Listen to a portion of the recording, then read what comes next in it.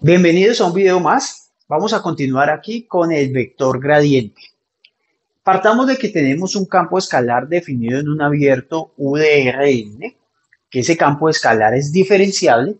Vamos a definir el gradiente de f evaluado en un punto x como el vector formado por las derivadas parciales de f, cada una evaluada en el punto x. Esto se lee gradiente de f y pues es este vector conformado de esta forma. Esta letra griega invertida delta se llama nabla. Nabla f es el gradiente de f.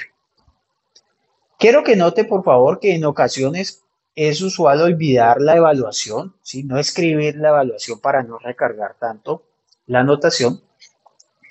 Y se puede escribir de esta forma, por ejemplo, olvidando, digamos, esa evaluación, y en el caso de n igual a 2, pues como es usual escribir todo en términos de x y y, pues quedaría algo como esto, y en x, cuando n sea 3, o sea, cuando vaya de R3 en R, pues escribirlo de esta forma. Note, por favor, que ese gradiente de f vendría siendo la matriz de derivada de nuestro campo escalar, escrita como un vector, claro, pues porque vamos de Rn en R. Quiero que note también que este gradiente de la función viene siendo un campo vectorial, porque ella recoge un vector, ¿sí? Un vector de Rn y lo transforma a un vector de Rn. Por ejemplo, acá, cuando esto esté evaluado, ella va a transformar un punto X, Y en este otro vector X, Y, ¿sí? Formado con las derivadas parciales en cada entrada X y Y, o análogamente acá, transforma un vector de R3 en un vector de R3, formado por las derivadas parciales. Con nuestra nueva notación podemos definir la regla de la cadena usando el vector gradiente. Vamos a ver esto. Supongamos que escribimos RT, una función vectorial de esta forma. Vamos a referirnos al caso dos-dimensional. Entonces, pues R' está dado por esto. Y si yo defino la compuesta entre f y r como la función z, que es una función real, por favor observe, porque coge un número real t, se transforma mediante r a un vector, y f recoge ese vector y lo transforma a un número, porque f aquí es un campo escalar. Entonces la derivada de esta función z, de esa función real z, pues lo puedo ver de esta manera, usando la regla de la cadena y estrenando mi nueva notación gradiente. Entonces sería el gradiente de la función exterior evaluada en r de t, escalarmente o producto punto o producto interno con ese vector r'. Bien, y esta podría ser una forma de escribir esa regla de la cadena para este casito particular. Por otro lado, quiero que note que el vector gradiente siempre es perpendicular a la curva de nivel o a la superficie de nivel si estuviéramos en f de x, y, z, ¿sí? Si estuviéramos en tres dimensiones, o en general a la expresión f de x igual a una constante si x es un vector de raíz, ¿sí? El caso es que ese gradiente siempre es perpendicular a eso. Entonces veamos este casito particular.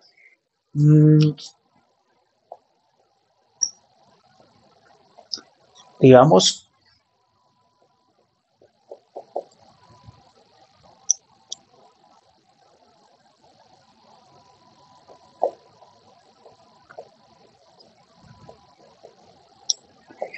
supongamos que d de t pues, es una función vectorial, ¿sí?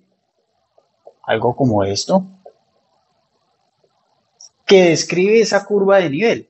Entonces, qué es lo que yo tengo? Pues que f evaluado en ese r de t, que viene siendo la parametrización, me da constante. Si usted deriva esto, si deriva a ambos lados, pues me da gradiente de f evaluado en r de t escalarmente R' de t, como acabamos de aprender acá, pero esto es igual a 0. Es decir, este gradiente es perpendicular a mi curva de nivel. Algo así como que aquí tengo la curva, digamos que este sería el puntico x sub 0, y sub 0. Por aquí tengo este R',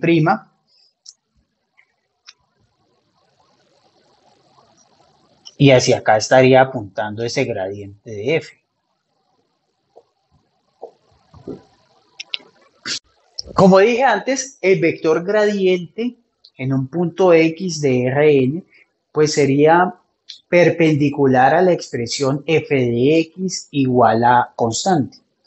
En el caso particular de R3, si yo tengo un campo escalar de 3 dimensiones, entonces el gradiente sería perpendicular a la superficie de nivel f de x igual a constante. Bien. Por lo tanto, podemos escribir una expresión para el plano tangente a esa superficie de nivel usando nuestro gradiente, tomándolo como el vector normal, ¿sí? Digamos, el plano tangente en un punto P, pues quedaría de esta forma. X menos ese punto, escalarmente el gradiente de F en el punto P. Es decir, este gradiente lo voy a tomar como el vector normal a esa superficie. O equivalentemente, pues esta ecuación se puede ver escrita de esta forma, donde recuerde que x sub 0, y sub 0, z sub 0, pues son las coordenadas de P. Vamos con los ejemplos. Tengo este campo escalar que va de R3 en R definido de esta forma. Quiero sacar el gradiente de esa función y en este caso tengo uno de R2 y quiero sacar también el gradiente. Entonces digamos que aquí, por ejemplo, el gradiente de F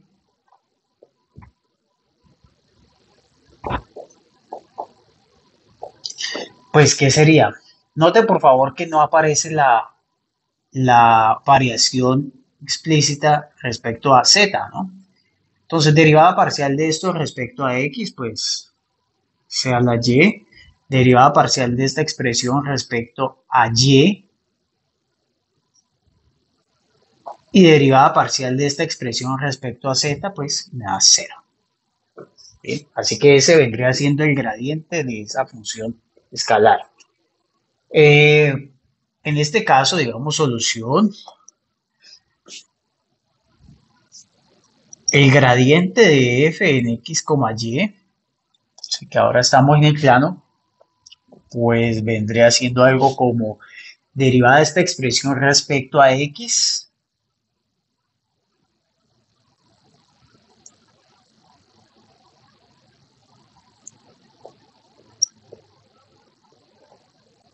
¿verdad? Coma, ahora derivada de esto respecto a y.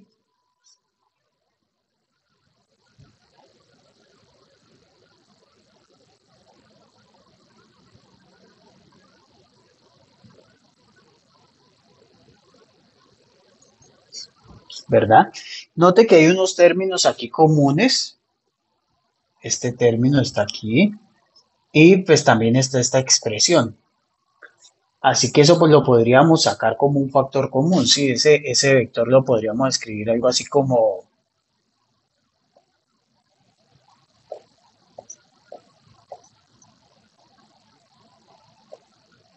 sí, digamos, realmente el factor común es el y, pero eso lo puedo sacar y verlo aquí como y, x, ¿sí?